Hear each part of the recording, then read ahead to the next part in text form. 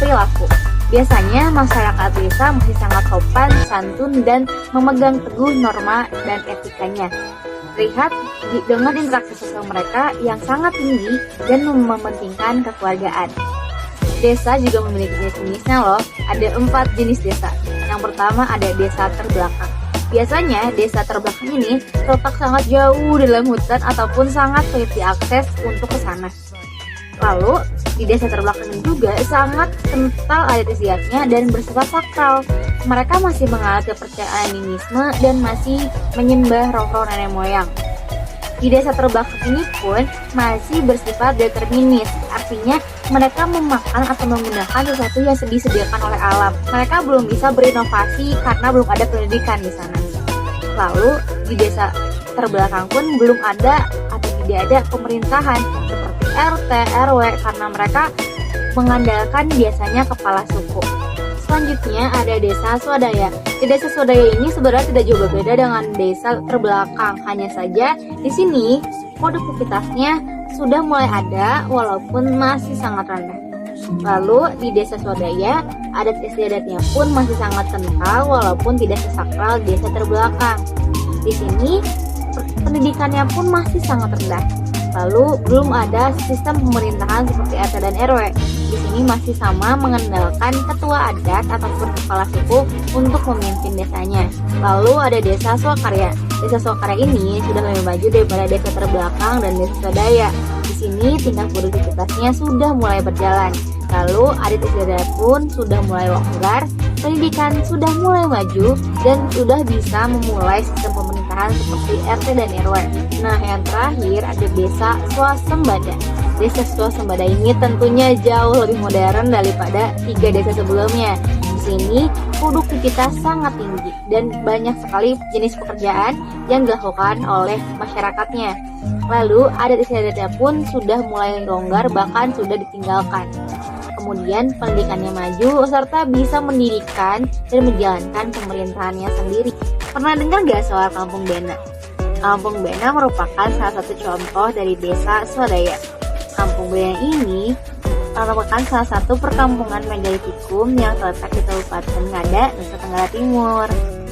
Tepatnya di Desa Tiwuriwu, Kecamatan Ayumerek, sekitar 19 km dari Bajawa. Menurut catatan sejarah, Kampung Bena ini sudah ada dari sekitar 1200 tahun yang lalu. Lama banget ya. Dan Kampung Bena juga merupakan kampung adat tertua yang ada di Flores. Masyarakatnya pun masih sangat memegang teguh adat istiadat yang diwariskan oleh nenek moyang. Walaupun sampai saat ini sudah banyak masyarakat yang memeluk agama, terutama agama Katolik. Kampung Bena ini berbentuk menyerupai perahu karena menurut kepercayaan megalitik, perahu merupakan wahana untuk nenek moyang mencapai tempat tinggal abadinya.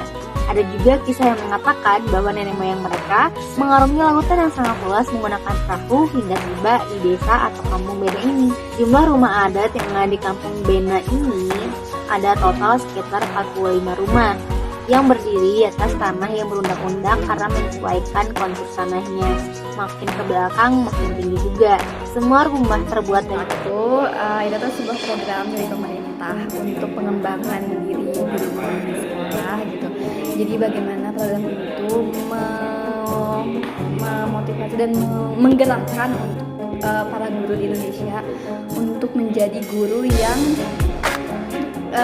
yang luar biasa lah pokoknya gitu. Jadi bisa menjadi motivator buat siswa-siswa, terus juga bisa menerapkan sistem yang gimana sih pembelajaran yang interaktif, aktif, terus juga bagaimana guru-guru tuh bisa benar-benar mengembangkan potensi yang ada dalam diri siswa seperti apa gitu. Jadi bukan lagi cuma transfer ilmu, tapi bagaimana menjadi motivator yang seperti itu ya.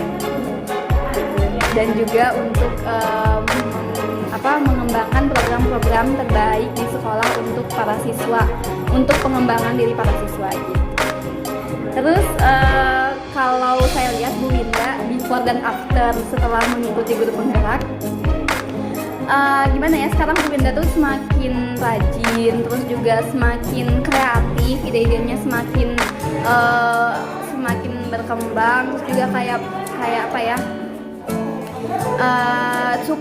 malah suka memotivasi teman-teman gurunya yang lain gitu, kayak misalnya hayo yuk kita bikin video pembelajaran apa kayak gitu-gitu. Pokoknya semakin luar biasa lah Bu Winda setelah mengikuti program guru penggerak ini.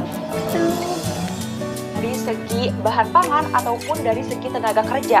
Begitupun sebaliknya, desa sangat membutuhkan peranan dari kota, entah itu dari segi teknologi, sarana prasarana, ataupun informasi. Namun setelah mempelajari materi ini, pengetahuan saya bertambah bahwa tidak semua desa menyerap seluruh informasi dan teknologi yang ada di kota. Misalnya ada desa swadaya yang sangat tertutup dalam segala bidang.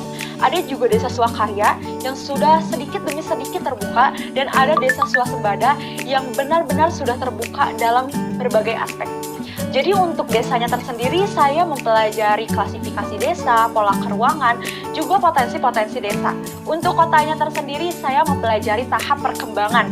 Bagaimana suatu wilayah dikatakan kota jika sudah melalui tahap-tahap ataupun syarat-syarat yang sudah ditentukan.